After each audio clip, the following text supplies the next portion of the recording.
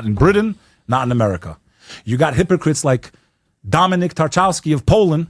I'm so glad that we not let one Muslim into our country. Well, why would they even have to come in your country if you didn't send 2,000 soldiers from Poland to destabilize Iraq on weapons of mass destruction lies that we all know now were lies? Yeah. So you help bomb these people, destabilize their country, okay? Create them into refugees. Now you're mad that they're flooding on your shores. I got it real simple. Stop bombing them up. By the way, you propped up most of these dictators after the fall of the caliphate. You put in Assad, the new head of Syria. They all said he's a former ISIS member.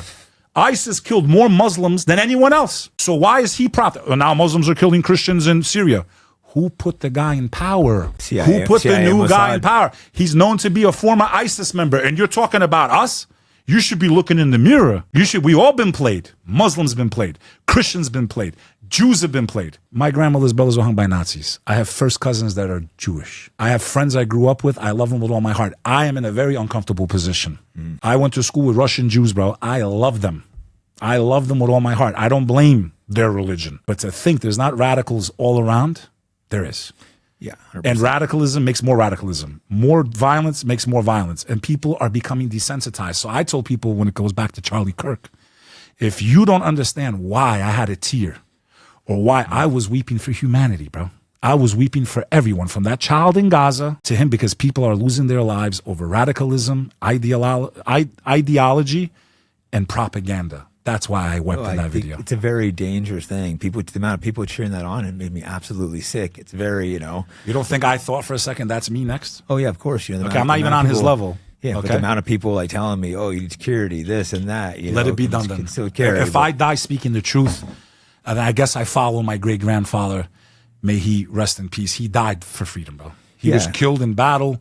His statue stands all over Albania. I guess I'll lose my life, like my cousins and my uncles that were willing. That just wanted to be free, that so many Americans take for granted. My family lost their life to be free in 1998, brother. The youngest member in that village was only 5 years old. They chopped his head off, okay? The pictures are on my wall. So the hardest thing I had to learn, Jake, if I sat here and told you that I didn't hate all Serbians at one point in my life, I didn't even want to sit at the table. So I understand where these people are coming from. You get it? Yeah. Because I was them. But you don't want hate in your heart, I have some people that remind me that I have like New Jewish York friends. City is a beautiful place. It was a beautiful place, so they destroyed it. New York City forces you to meet everybody. It does. You can never go all over the whole world, but you can find the whole world in New York. It's the most international city. And I had to deal with Serbians.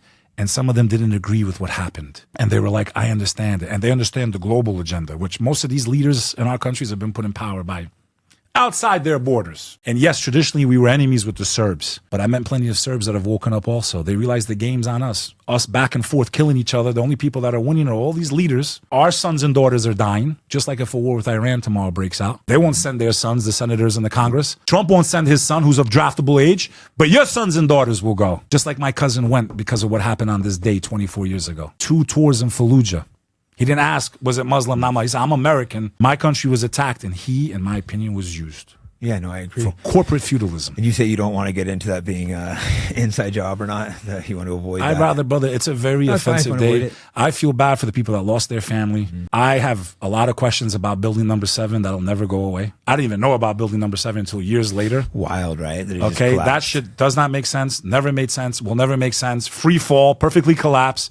But there's plenty of engineers and architects who also agree it's very fishy, doesn't make sense. No, I had an architect on who was he's strictly from an architectural standpoint. He's been studying it, and it's thousands of architects agree and signed on. He said thousands more tell them they agree. They're just scared to sign on because being called conspiracy theorists, and he broke it down from architectural, and it just seems crazy. That Muslims and Christians and Jews believe in Moses. Let's leave Jesus. I love Jesus. You love Jesus in our own way. Let's leave him on the side for a second.